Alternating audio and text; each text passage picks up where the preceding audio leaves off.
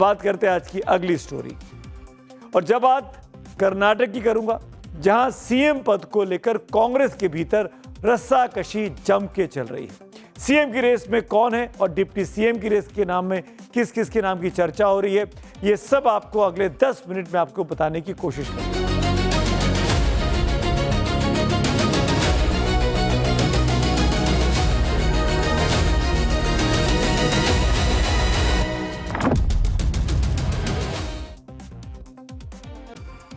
क्या कर्नाटक में डी के युग आने वाला है? क्या सिद्धारमैया सीएम पद से इस्तीफा देने वाले हैं? कर्नाटक में कांग्रेस की रस्साकशी के बीच सूत्रों के हवाले से अब यह सबसे बड़ी खबर सामने आ रही है कि कल सिद्धारमैया सीएम पद के इस्तीफा दे सकते हैं। लगभग ये तय माना जा रहा है। उन्होंने कल राज्यपाल थावरचंद गहलोत से मिलने का समय मांग लिया है। राज्यपाल ने उन्हें 11 बजे मिलने का वक्त दे दिया है। राज्यपाल से मुलाकात से पहले, ध्यान से सुनिए, राज्यपाल से मुलाकात से पहले सिद्धारमैया ने अपने बेंगलुरु आवास पर कैबिनेट के मंत्रियों और करीबी विधायकों की एक ब्रेकफास्ट मीटिंग भी बुला ली है। माना जा रहा है कि इसी में तय हो जाएगा इस्तीफा देने का सारा शेड्यूल। लेकिन आज जब मीडिया ने उनसे पूछा कि आप इस्तीफा कब दे रहे हैं, तो उन्होंने कहा कि कल बताऊंगा। ಡೆಲ್ಲಿಗೆ ಹೋಗಿದ್ರಿ ಸರ್, ಹೈಕಮಾಂಡ್ ಜೊತೆಲಿ ಏನಾದರೂ ಚರ್ಚೆ ಆಯ್ತಾ? ಹೇಗೆ ಏನು ತೀರ್ಮಾನ? ಅದು ನಾಳೆ ಮಾತಾಡ್ತೀವಿ. ಸಾಕಷ್ಟು ಇವತ್ತು ಇದನ್ನ ಬರೀರಿ. ನಾಳೆ ಎಷ್ಟೊತ್ತಿಗೆ ಸರ್? ನಾಳೆ Sir, is there a discussion over the CM issue, sir? I don't know about it. I don't want to comment on it. It is not my job. कैमरे के सामने यही बोल रहे हैं, लेकिन पर्दे के पीछे की खबर यही कि कल सुबह 11 बजे वे राज्यपाल से मिलेंगे तो इस्तीफा सौंप देंगे। मुख्यमंत्री सिद्धारमैया तो कल बोलूंगा कहते हुए चले गए। डीके कह रहे हैं कि मुझे इस बारे में नहीं पता, लेकिन कांग्रेस विधायक आरबी देशपांडे ने आज सब कुछ बता दिया। उन्होंने इस्तीफे की खबर पर मुहर लगा दी और कहा कि कल सीएम इस्तीफा दे सकते हैं। CM has already decided to resign. Understand? So I think he may resign tomorrow. RB Deshpande Karnataka के दूसरे तीसरे नंबर के बड़े कांग्रेस के नेता हैं और वो कह रहे हैं कि कल इस्तीफा दे सकते हैं। इस सियासी खबर ने कल उस वक्त से जोर पकड़ा जब दिल्ली में राहुल गांधी, मल्लिकार्जुन खड़गे, सिद्धारमैया और डीके शिव कुमार के बीच बंद कमरे में करीब 6 घंटे की लंबी मैराथन बैठक चली। इससे पहले राहुल गांधी, केसी वेणुगोपाल और मल्लिकार्जुन खड़गे के बीच बंद कमरे में बैठक हुई थी। कहा जा रहा है कि इसी बैठक में सिद्धारमैया से सीएम पद से इस्तीफा देने के लिए कहा गया। हालांकि इस पर जब कांग्रेस महासचिव केसी वेणुगोपाल से सवाल पूछा गया था तो उन्होंने कहा जो अटकलें लगाई जा रही हैं वो सिर्फ अटकलें हैं, इनमें कोई सच्चाई नहीं है। बैठक में राज्यसभा और विधान परिषद चुनावों पर ही चर्चा हुई है। जब विधानसभा के चुनाव, राज्यसभा के चुनाव सर पे आ गए। पूरी चर्चा केवल आगामी राज्यसभा चुनाव और कर्नाटक के परिषद चुनाव पर केंद्रित थी। कर्नाटक की राज्यसभा और परिषद सीटों के उम्मीदवारों की घोषणा अन्य राज्यों की सीटों के साथ ही की जाएगी। केसी वेणुगोपाल कांग्रेस के वरिष्ठ नेता हैं, राहुल गांधी के बहुत करीबी हैं। पार्टी के अंदर की सारी बातें उन्हें पता रहती हैं। कल बंद कमरे में क्या हुआ ये भी उन्हें पता होगा, लेकिन फिर भी पत्ते नहीं खोले। लेकिन अब से थोड़ी देर पहले जब कर्नाटक कांग्रेस प्रभारी रणधीर सुरजेवाला से इसको लेकर सवाल पूछा गया तब उन्होंने क्या कहा, बहुत इंटरेस्टिंग है ये, ध्यान से सुनिए। As Shri K.C. Venugopal had said yesterday, currently no meeting of the legislature party has been called by the Congress party. No other decision has yet been taken. As things evolve, we will inform you. अभी इस्तीफा नहीं दिया है सिद्धारमैया साहब ने, इसीलिए सब फूक फूक के कदम रख रहे हैं। कांग्रेस टॉप लीडरशिप अभी इस पर कुछ भी बोलने से औपचारिक तौर पर बच रही है, लेकिन खबर पक्की है कि केंद्रीय हाईकमान से मिले निर्देश के बाद सिद्धारमैया ने सीएम की कुर्सी छोड़ने का फैसला कर लिया है। आरबी देशपांडे भी इस पर मुहर लगा चुके, हमने उनका बयान आपको सुनाया। कयास अब ये लगाए जा रहे हैं कि डीके सरकार में 4 डिप्टी सीएम की तैयारी है, यानी डीके शिव कुमार नए मुख्यमंत्री बनेंगे जो अभी डिप्टी सीएम है। उनकी सरकार में 4 डिप्टी सीएम बन सकते हैं। इसमें से ओबीसी समाज से सिद्धारमैया के बेटे यतेंद्र का नाम चल रहा है, यानी सिद्धारमैया की नाराजगी को दूर करने का लिए फैसला भी कांग्रेस आलाकमान ने कर लिया है।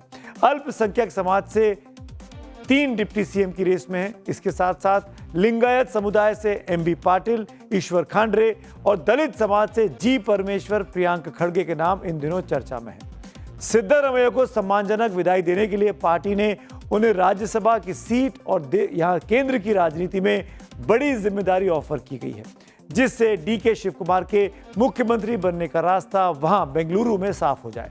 हालांकि बताया जा रहा है कि उन्होंने राज्यसभा का ऑफर फिलहाल ठुकरा दिया है। सीएम पद छोड़ने के बाद ही वो कर्नाटक की राजनीति में सक्रिय सिद्धारमैया साहब रहना चाहते हैं। सवाल ये नहीं कि सिद्धारमैया सेंट्रल पॉलिटिक्स में एक्टिव रहेंगे या फिर स्टेट में रहेंगे। सवाल दरअसल ये है कि राहुल गांधी सिद्धारमैया को हटाना क्यों चाहते हैं, जो कि ओबीसी समाज से आते हैं। सिद्धारमैया कांग्रेस के सबसे प्रमुख ओबीसी चेहरों में से एक हैं।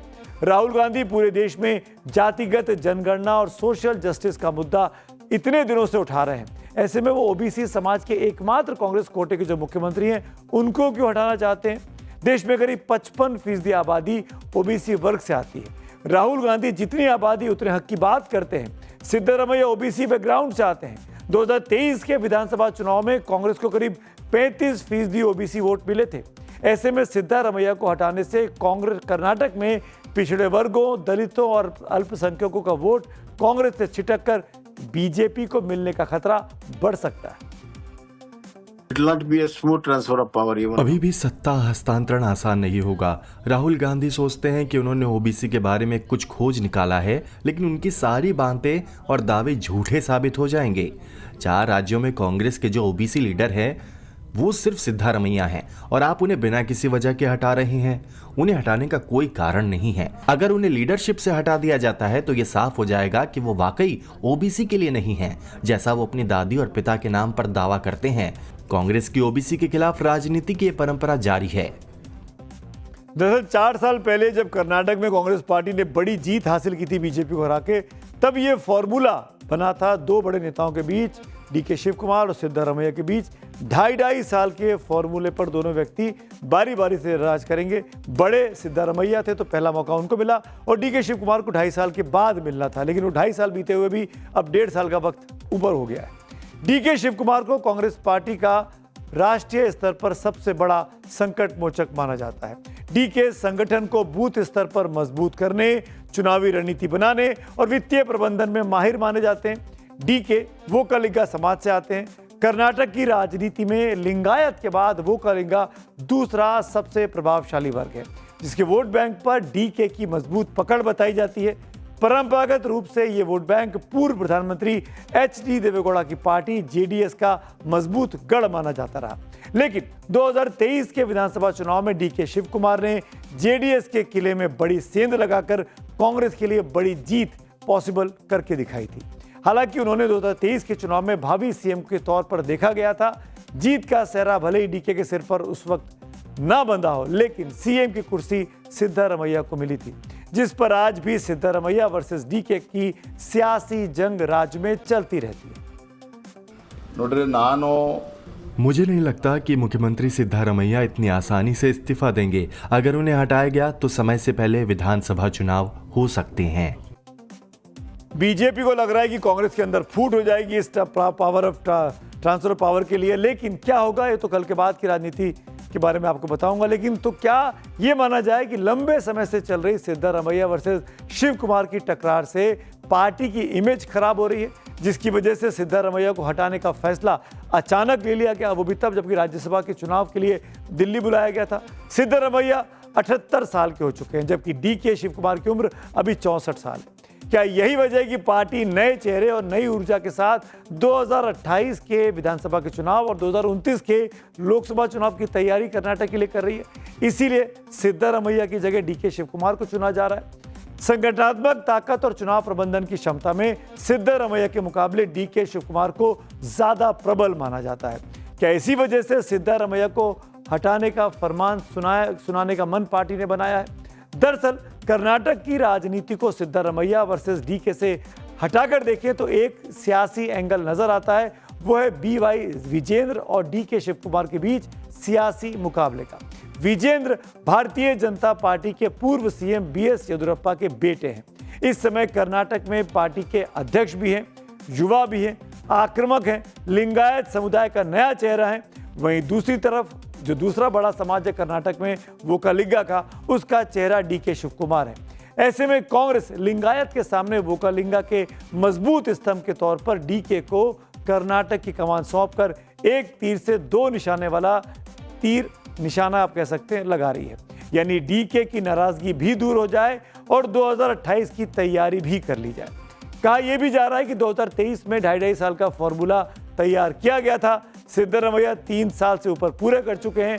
हाईकमांड अब इसे लागू करना चाहता है ताकि शिव कुमार को इनाम मिले और अंदरूनी कलह खत्म हो जाए। अब सवाल यह है कि सिद्धरमैया का इस्तीफा और शिव कुमार को कमान देकर क्या कर्नाटक का नाटक खत्म हो जाएगा या राहुल गांधी को एक नया जख्म देकर जाएगा। कांग्रेस को राजस्थान में गहलोत और पायलट की लड़ाई ने बड़ा नुकसान पहुंचाया था। वहीं अब कर्नाटक में हो रहा, अगर सिद्धरमैया और शिव कुमार के बीच संतुलन नहीं बना तो क्या कर्नाटक की सत्ता से कांग्रेस जो बहुत बड़ी जीत हासिल कर 23 में आई थी वो बाहर हो जाएगी। 2028 के चुनाव में अब ज्यादा वक्त नहीं बचा है। कांग्रेस के पास जनता को दिखाने के लिए कोई बड़ी उपलब्धि नहीं है, लेकिन ये जरूर दिख रहा है कि पार्टी के नेता एक दूसरे की टांग खींच रहे हैं। अंदरूनी कलह, जातिगत समीकरणों की उलझन, बीजेपी जैसा आक्रामक विपक्ष और नेतृत्व परिवर्तन से नाराजगी का खामियाजा 2028 में कांग्रेस को उठाना पड़ सकता है।